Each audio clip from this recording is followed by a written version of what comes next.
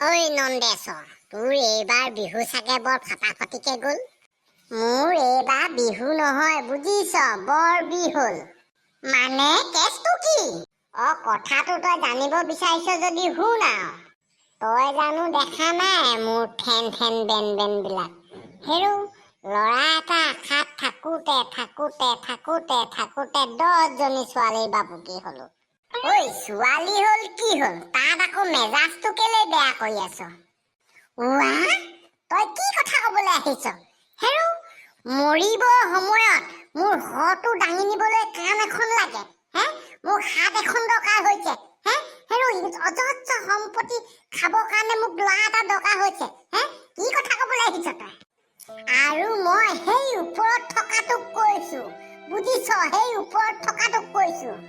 আই মই কুচিয়া, বাঘে তিতা পাই উকলাই দিয়া, মৰিহালি এঙা চুবোৱা, তই তললে নামি আহ, মই ওপৰলে যাম এইবাৰ।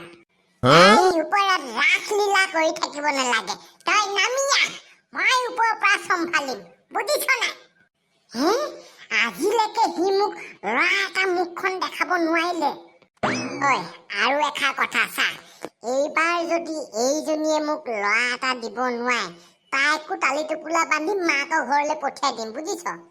সেইবিলাক কথা তই এতিয়া মেথা মাৰি নাথাকিবি, বুজিছ নাই?